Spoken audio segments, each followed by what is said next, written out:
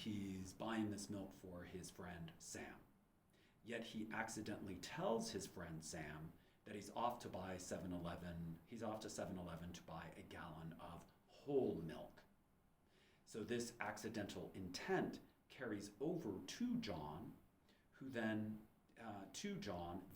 actually buying a gallon of whole milk at 7-Eleven.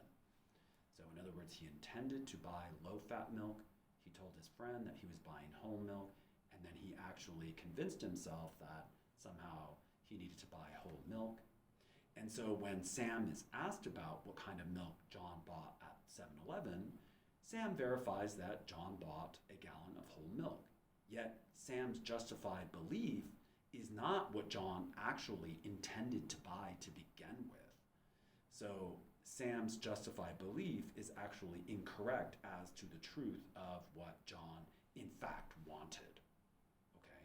So that's showing you that we could have mistaken justified beliefs as far as the truth in terms of making these mistakes or errors of judgments.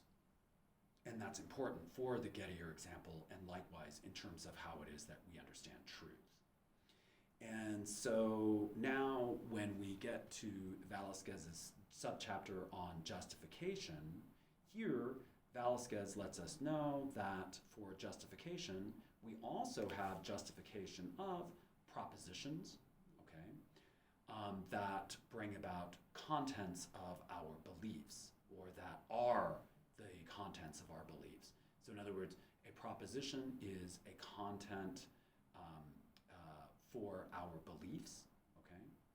And also too, these propositions are statements or sentences which are expressions of our beliefs.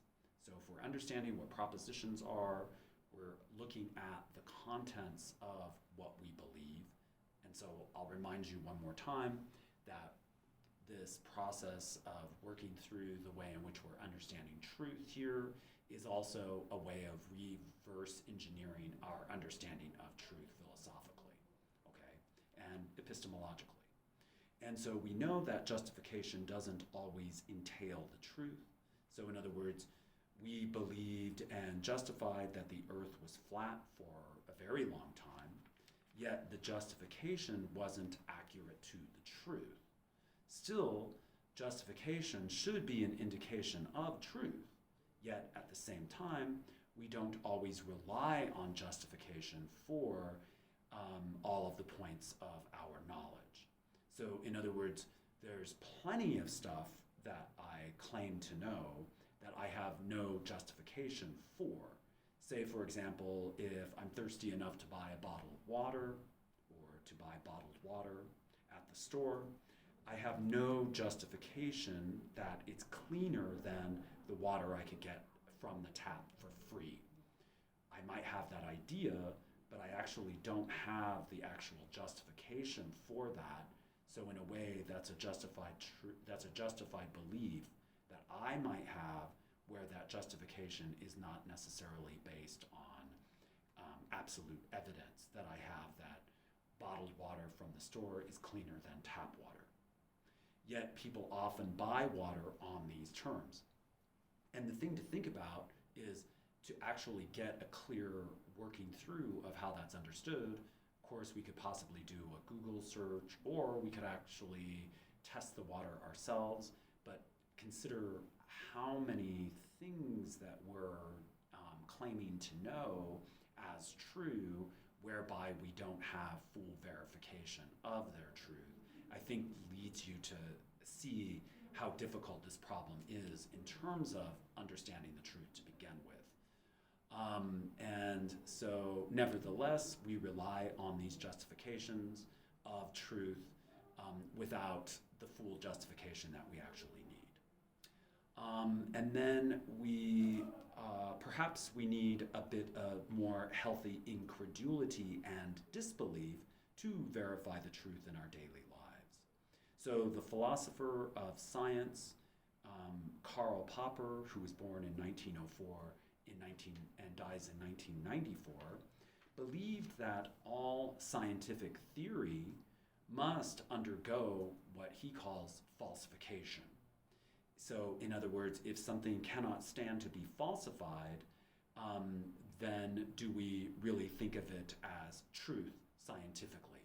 So, in other words, any sort of scientific claim or any sort of scientific theory that we could come up with needs to undergo a questioning in terms of its veracity.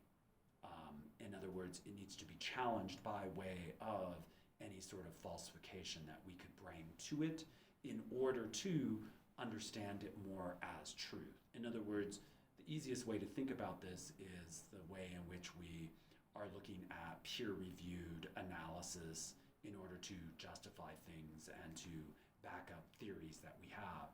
Because theories that are not backed up by way of peer review, that sort of thing, that are not vetted out by others in other specialists in the field, are problematic. And one area that's problematic in this regard could be something like astrology. So in other words, you don't have a lot of people that are challenging the grounds or the veracity of claims that we make astrologically.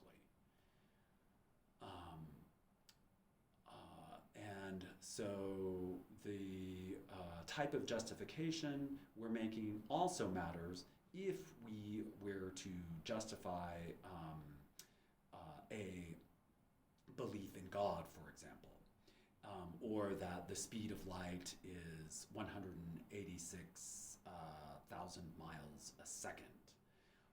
Then, as we were looking at earlier, we make a priori propositions by way of reason. So, in other words, if all A is B and all B is C, then all A is C. And this is a proposition which is justified by logic, and also too, when we're looking at things logically in this way, we're also seeing the understanding as following a way in which we are organizing the understanding as well logically.